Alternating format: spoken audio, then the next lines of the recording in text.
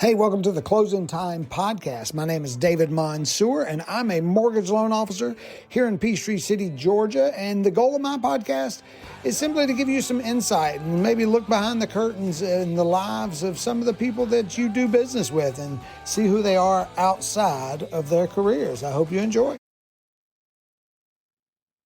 Now I got to start over, and I can use my headmaster joke quick again. All right, this is Gordon. All right, hey everybody, welcome to the Closing Time Podcast. Today it's Monday, August 3rd, and the only reason I bring that up is because it is the first day of school here in Georgia. I've got a ninth grader, a new high school kid, and today I have the headmaster of life on with me, Mr. Jake Smerka. How are you? All right, so I'm gonna go ahead and go because we're doing a little bit of voice. I mean, the podcast is voice, so sorry for anybody watching that's seeing all the video jumping around. Yeah. I don't know if I need to redo my introduction. I got Jake Smerka, just in case you missed all of it with all the freeze frames or we have to edit it.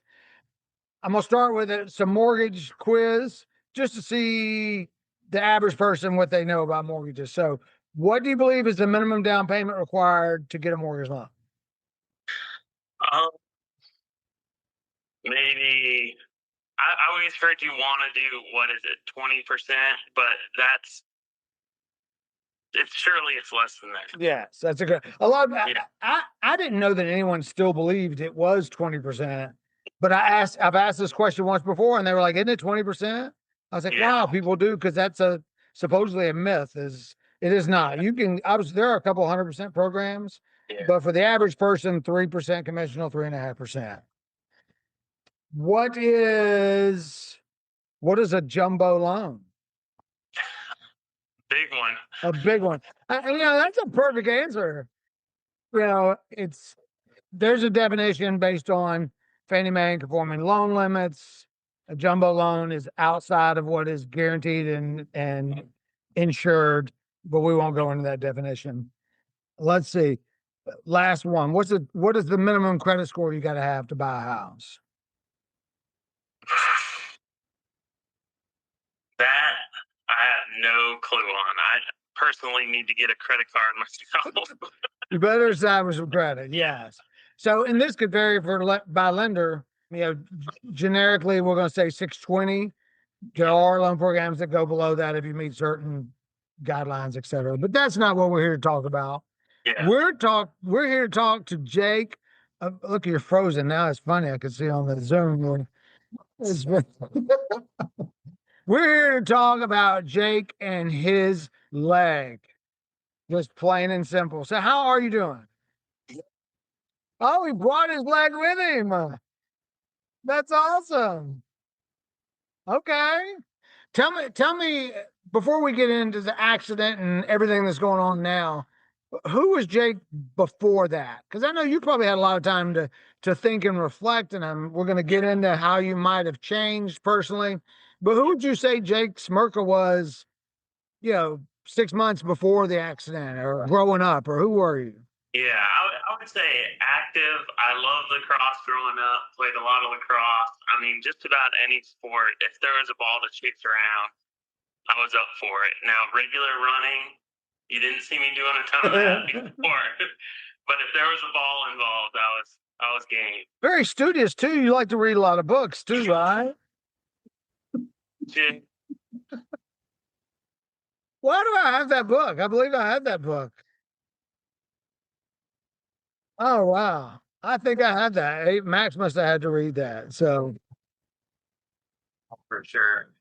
So you were in an automobile accident. It was not your fault. Yes. We don't need to get into how or why, but the other person crossed over, slammed into you, and you had to make a decision at some point.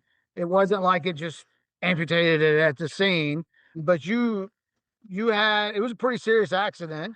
Your ankles were crushed, and you had to make a decision, and you end up deciding to, let's protect my life.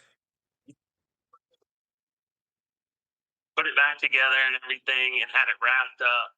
And I was actually like fixed enough to where they sent me home. And then I was home for about 5 days. And then on Christmas Day, checked back into the hospital. That's right. You had a bad fever or something, or it was hurting? I never ran a temperature, which is crazy. And it was badly infected, which is very strange. Yeah. But then after that, they cleaned it out probably 3 different times, and it was still producing gas. And at that point, it was like, we can keep going this direction and risk it going higher. Yeah. Which is, I mean, if you end up with an above the knee, it's like 100 times worse than below the knee. So your amputation is right below the knee. So Yeah, you still have, you can move the knee. Yeah, probably 7 inches below the knee or so. Okay. Yeah. Wow, that's 7 inches seems like a long 7 inches is huge. So like technically my knee would sit right here. Okay. And then this is the rest of my limb. And then there's about 10 inches to fit a prosthetic under that. Okay. So are there different points where people can replace it, or is there a spot in the leg that they want to amputate? So maybe they didn't have to take it right at the shin, but it's better to, or whatever. I don't know. I'm ignorant on it, so I'm just asking the question. Yeah, I know some people have it like where it's just like pretty much their foot is just taken and they have a very long limb. But that limits your prosthetics that you can get as far as what you can get. You almost need something that's they call it a posterior mount, where it mounts on the back and then will slide under because your limb would be like down here. Okay. And you're still rocking the Crocs, I see. I mean, maybe you could get a sponsorship or something. That's the best shoe for amputees. Oh, so it's not a Croc. That's a different brand. Yeah, it's called Canes. Yeah, they're technically recovery shoes, but I mean, I cannot stop wearing them. That's awesome. So you got one for the other foot too. Yeah.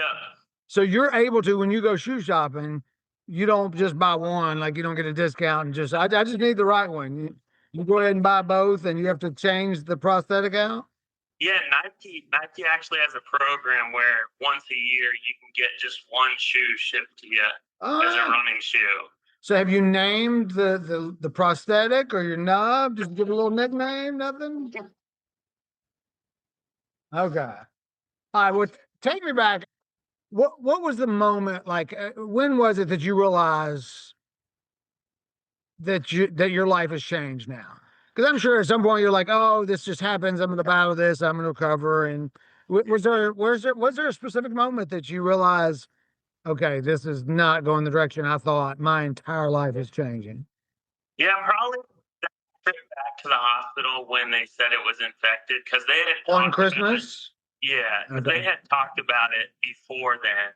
Like, hey, like if this gets infected, and they were talking about how damaged my heel pad was, which is a major key, because you can't, like, you can do a lot of skin grafts for different parts of your body, but your heel, you can't replace it.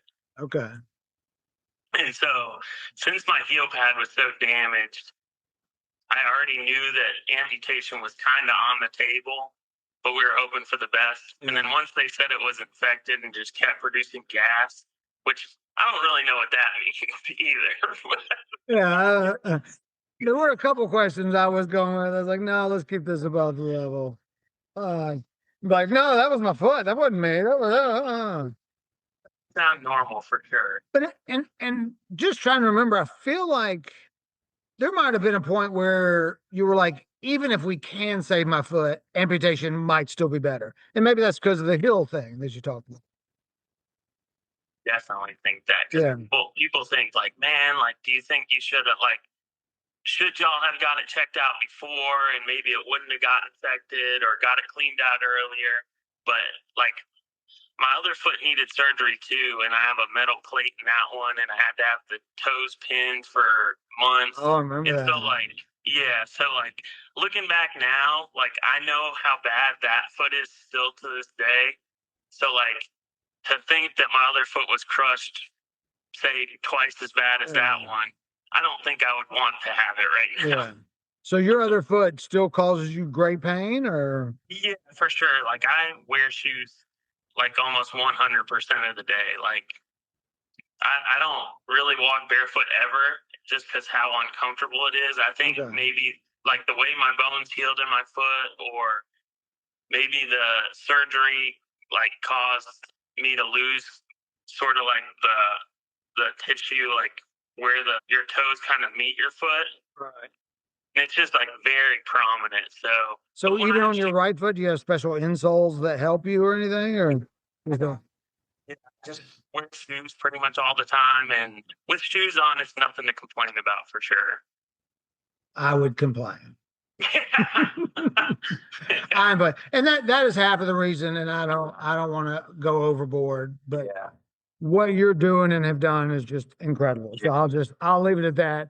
People could check out your Instagram and we'll talk a little bit more about what you've done, but it's just incredible. So Yeah. was there ever a point where you didn't think you'd be okay? Like, did you ever fear for your life like with that? Because I know that infection could have gone to your heart or. Just like kind of when I got out of my car and I was just kind of laying on the ground, like I didn't know how bad anything was, and that's just kind of a weird feeling. Just like knowing that you're awake somehow, these people are talking to you.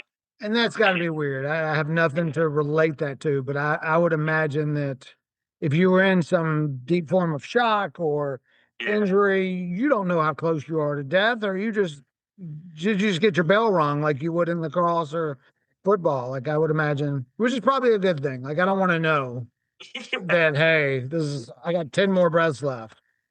That would be awful. No. So you were in the hospital a good bit, along several months, if I'm correct. It's just totaled up to maybe a month, a little over. Okay. But you were bedridden, I guess. Would you call it bedridden at home? Yeah, for a while, I would roll around. They'd move my bed down to the first floor, and I would wheel around in my wheelchair and stuff. And then I finally built up enough courage to get my mom to drop me off with that wheelchair at the gym, and that made a huge difference. That's awesome. Well, I know when I'd see you had this same big smile on, and you don't just smile with your mouth, you smile with your eyes and your whole face. So I feel like you can't really hide it, but how was it at home when nobody's there? I mean, did you grieve the loss of that leg? Were you feeling sorry for yourself? I mean, was there a extended period or were it very brief, or were you just like ready to fight from the get-go? I mean, it just kind of felt like more, to me, it was more of a happy to be alive than like, oh, I feel bad that I lost my foot. Like, I, to me, that just was an easier route. And I know that's not the case for most people. Yeah. Because it's just not, none of it's easy. Yeah. Deciding you're going to lose it, or I felt like I didn't even really have a choice. Like it felt like that was the only option. Would you say, even though it was your decision, but would you say that was a harder decision for your mom to make than it was for you? Everything to me, it was like, I mean, this is like a clear, like the only option. Yeah. Like, let's do it and let's move on. Let's get it. Yeah. Like you try to keep it like you'd only be able to walk like very slow, like you wouldn't even be able to stand for like a long time, and like I'm like right there, like cut the thing off. Let's cut it off. Sound like the life I want to live. Right. So let's talk about the early stages. Who showed up for you? And I know, your mom's an obvious answer. Your parents are incredible. Your brother's incredible. But who showed up for you that maybe you didn't expect? That you were like, yeah, wow, like I didn't expect that. So I have been going up to North Carolina just about every weekend to hang out with Paris, and literally the week before my accident, we went ring shopping and picked out a ring, and then like 3 days later, I get in this accident, and it's like, whoa. Yeah. I mean, Kylie, talk about affirmation, because I mean, that's a spot where some people could have cut and run. Like if they were not certain about you, they would have probably likely cut and run. So that says a lot about her as a person, and you know, her effort shows about her as a person, but her staying and fighting shows about her commitment to you even before it was legal or anything like that. I mean, that's just, you know, that's pretty incredible too. Sure. You want to look at this? You sure you I think of have you seen the movie Tombstone? Uh-uh. You ever seen Tombstone with Val? Oh, it's cool. Well, he gets shot in the arm or whatever, and he's like, "I still got one good arm to hold you, Abigail." And it was such a cool scene in the movie because he's like I the still tough got one good sheriff, and arm to she's hold all you with. crying, and he's like, "I got one good arm to hold you with." We'll have to look that up. Maybe if I got time, I'll crop it right here in this little video. Yeah. So Yeah, but without my family and my wife, I mean, I wouldn't be nearly where I am right now. I mean, the amount of time that she's given me to get back to where I am, and now it's my turn to find a job and get going on that part. Yeah. Are there a lot of jobs for one-legged people? I think you maybe like you should apply for like CEO of Microsoft because then you can be like, oh, is it because of my leg? Yeah. Oh, I'd go for it. I'd go for it. All right. So you found, is it ATF? Is that the right initials? Yes, ATF. Tell us about that because that was, I remember the application process and, you know, for anybody that doesn't know, I know Jake's mom very well, and we exercise together and walk, and she cries a lot and talks about everything, and so she shares a lot. So if you wonder why I know so many details about this young man, is because his mom shares a lot. So you applied. Evidently, that is something very difficult to get into. And is it mostly military or people that have been hurt? I remember you. It was very unique and Yeah. it was great. It was incredible that you were able to get in Yeah. when it's, yeah, I don't remember that. ATF is Adaptive Training Foundation, and it's a program down in Texas that is just, I mean, unreal as far as working with adaptive athletes and just people that want to move on with life and become a better version of themselves and their situations they're in. So you said athletes. Is it designed to help people get back into athletics, or did they have to have a previous athletic background, or just because of the movements y'all did, do you call it that? Because y'all did a lot of exercise. You automatically get qualified as an athlete. Yeah. But for sure. Most people for sure have probably had previous athletic background or since like being in the program definitely want to get into things like that. And you probably wouldn't have found success if you didn't have an athletic background. Because I believe I remember I heard a story, one of those 20%, but I remember hearing a story that somebody used the number, if your child is not involved in some sport by the age of 10, they will never be athletic their entire life. And I don't know if that's true, but it kind of makes sense. It's kind of like they say you need to learn, you need to start a language before the age of 10, or they'll never get the true dialect. They'll never truly be able to speak it as though they're native if they don't learn it very young. So, I mean, that's just my thought is like you're used to the athletic. If you never exercise and you were the person that skipped PE and you lost your leg, you're probably not going to be happy with what you were doing. Yeah, sure, I'd be in a far different scenario than I am now. Like, even though, like, I would go to the gym before losing my leg, and I was an avid gym goer and a very manual job, and obviously athletics before then. But it's definitely a different type of training. Yes. And there are videos. I think there's a Facebook and an Instagram, and there's probably, do they do it once a year or once a quarter, or how often do they bring groups in? Try to do about 3 of the 10-week classes a year. Okay. And then they do other hyper classes, like 2-day classes, I think, and then a 10-day class. So there's probably another class that somebody could follow on and see what they're doing. Because I know there were a lot of videos that they tagged you on that I was able to see. So if you were, Yeah, no doubt. so was that harder than I just remember you telling your mom, telling me how difficult physically it was to do the things they were asking you to do. Was that harder than just getting in the wheelchair? But you're laying there, you're kind of like, this sucks. Okay, I got to get in the wheelchair. And just lifting yourself, was that mentally and physically more difficult, or was this training more difficult? Like you like you see the classes on the internet, and you're like, man, that's an awesome program. Like I want to be a part of that. But when you're there and you gotta wake up and you're gonna get your butt kicked 3 days a week.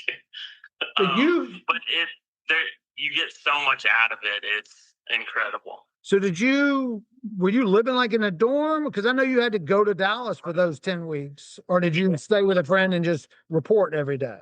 Yeah, I was super fortunate. My best friend CJ, he actually lives 35 minutes from there, so I got to stay with him for 10 weeks. And were you driving at the time, or did he have to take you? Yeah. So you were already driving one leg. You're always supposed to drive with one leg anyway. That's good.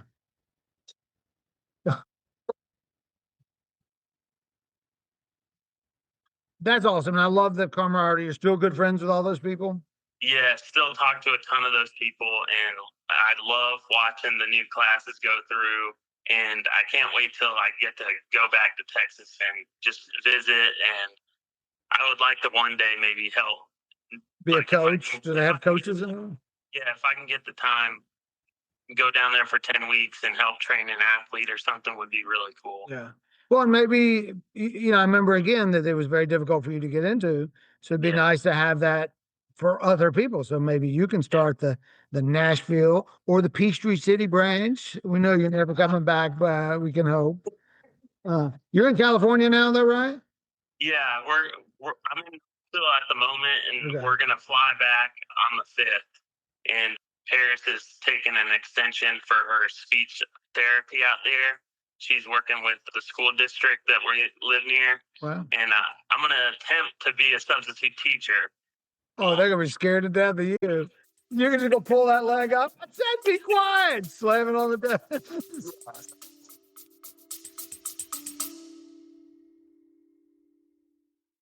If you find this video, please subscribe.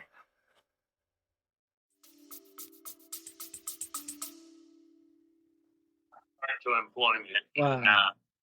I think I'm going to try to get my training certification while I'm out there too. It would be awesome. So does she correct your speech when you're like just talking on the phone? And that's why she married me. Hardest case she's ever found.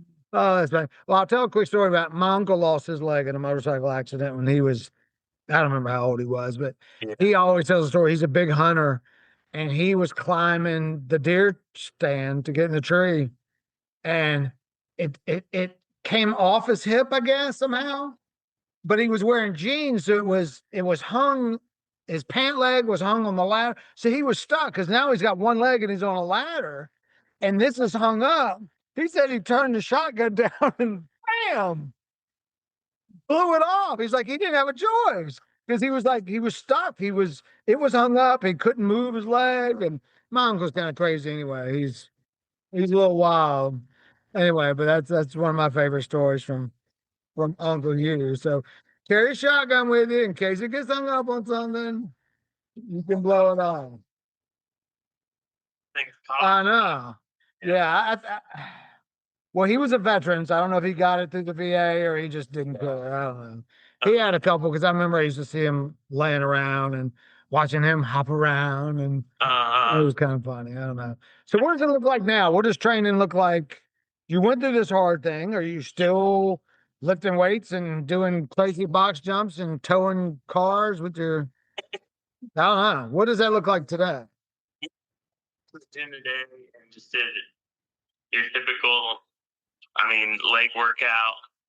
warm up, do a lot of banded warm ups. I warm up and stretch a lot more, and I don't know if that's because I lost a leg or I'm just getting older, but that is a far more important part of training than The warm up is 20 minutes of the 40-minute workout for sure. For me, it's 20 of the 25-minute workout now.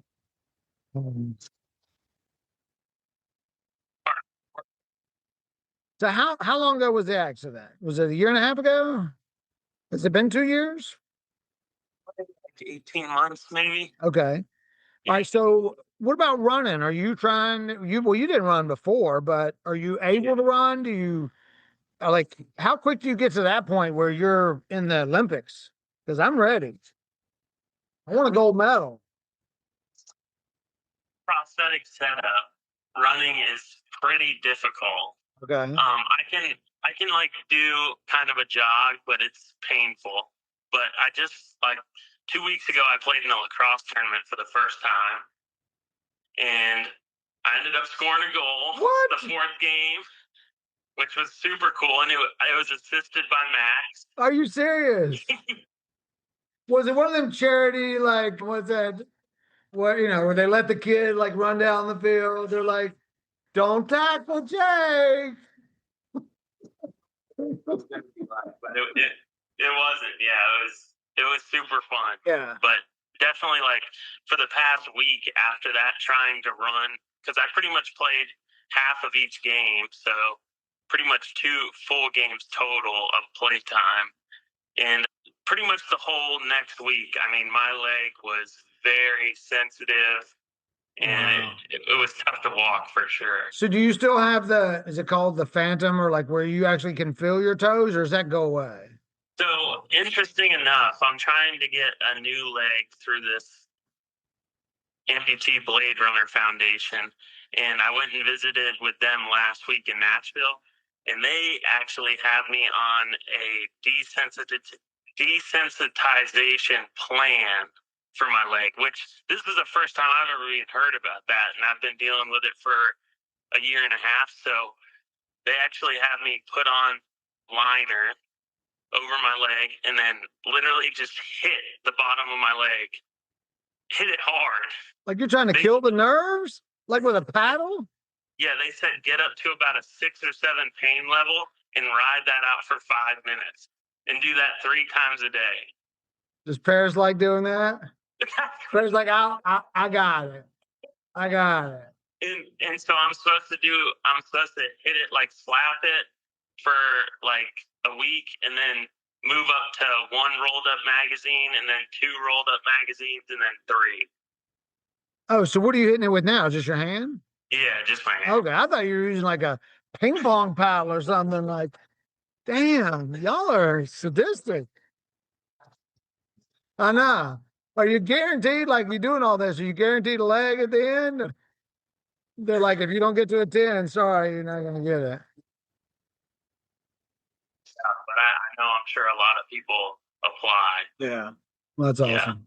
Yeah. Well, let's go back to Miss Paris. So we know what all she did for you. She was there. She stayed. Was there ever a moment where you pushed her away that you thought, I don't know. I would think there's a part of me that would, I would hope that I would have the attitude that you have. Yeah. But I would think realistically, I'd have more. I just want to be alone because I don't want to have to worry about you worrying about me. And I don't want you to have less of a life because of, me. Was there ever a time you tried to push her away? And if so, how did you end it? For sure. I was just like, hey, like, I know, like, we went to get the ring, but, like, now, if you want to leave, like, that's good. And and like, definitely at times I feel guilt that I'm not working, but I also know I'm going through something, but, like, it's definitely time to find something and help out.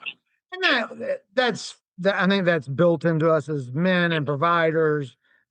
I don't have any wisdom other than I think anybody would say that you're doing everything Yeah. You know, it's not like if you were laying on the couch with a pint of vodka, you know, maybe you should feel bad, but you're out there trying to get stronger and bigger. And, you know, it's everything you've done is at such a faster pace than I would ever have imagined. So, Yeah. And didn't forget that I'm probably more capable than half the people working anyway. yeah, definitely. You got a college degree.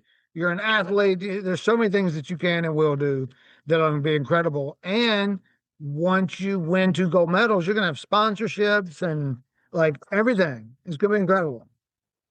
It's going to be awesome. So, what does a bad day look like? Well, I mean, this item called an eye walk. I don't know if you know what an eye walk is. I know what an IROC Z28 is. It's like a knee crutch. So it you rest your knee in this L-shaped spot, and then it's like pretty much like it looks definitely like a peg leg. Oh, Yeah. And so you kind of look like the pirate on Dodgeball. You've seen Dodgeball. Have you seen that movie? Okay, you know the pirate once he got cleaned up and cut his hair. By God, that's your Halloween costume for Director Long.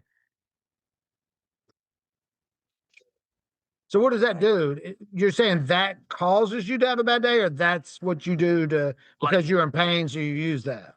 Yeah, if my prosthetic is causing me too much pain, I'll use that eye walk, and then it puts all the pressure on the bottom of my knee, which is not a problem, and then lets my stump rest or whatever.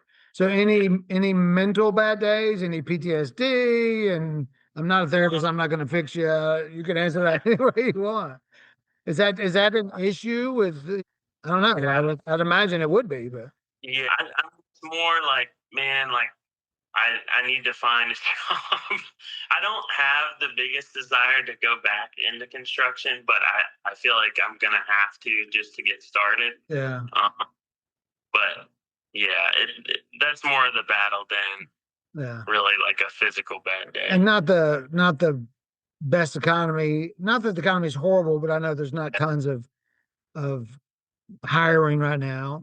You know, unless you're a robot, then you just need to figure out how to do AI. So, what about the label of inspiration? I saw that question. I thought that was good. Do you embrace that, or does that like drive you crazy when? Because I know I am awe inspired when I see you doing box jumps, and my little butt can't even do step ups because my knees ache. So, I mean, is that a good label, or is that like, come on, I'm just doing what I gotta do?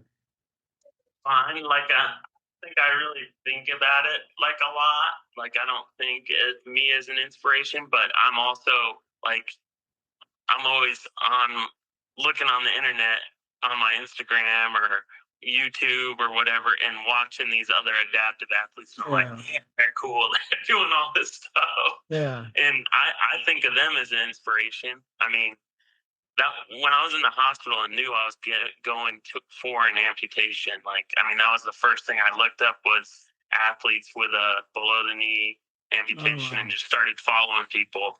And ultimately, that's how I found out about ATF.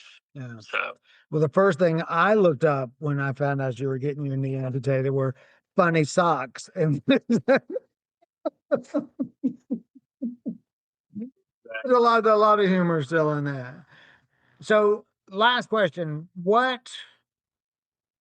you seem so positive still and all the time on throughout this process. But is there anything you'd go back and say? Maybe somebody ends up watching this somehow and they're in the hospital bed. What would you say to Jake 17 months ago that was 1 month in, either in the hospital or laying in the bed right after the amputation? Is there anything you'd go back and tell them that might have helped you get through the last 18 months? Say, just don't be a recluse and like stay in. Like when you're out and about and you see someone else that's an amputee, go talk to them. Join groups. I mean, all the knowledge that I've gotten about it is from whether it's friends that know somebody with an amputee friend or from a group that I joined, or ATF, where I'm with all these other athletes that all have disabilities and different coping methods. And I mean, almost none of the knowledge I got is from the internet. It's so hard to find anything on the internet about being an amputee that is good information. Yeah, that's awesome. Well, I'm proud of you. I know your mom is, and I know Paris has to be. And I know we thank both of them for their support. And I appreciate you coming on and talking about it, because I didn't know if this was easy to talk about or not, but you always have such a great attitude. I figured I'm gonna give it a shot and see if you come on here and smile and laugh with me. So thank you. So awesome. All right. Well, I can't wait to see you maybe Christmas or Thanksgiving. You coming back? Yeah. Well, our plan, we're enjoying it out there right now, but the plan's to get back over here. Awesome. Hopefully this is the last 6 months over there. We welcome you back. So thank you for joining me. I appreciate it very much.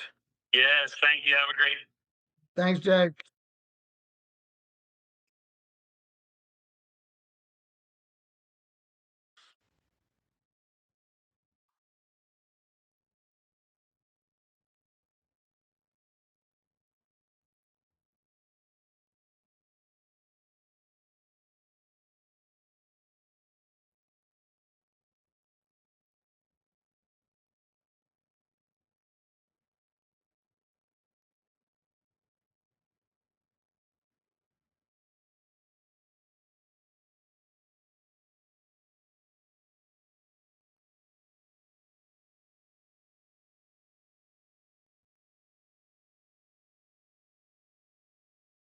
Oh, I guess I got to end this. Let's see if this actually. Are you having a David day?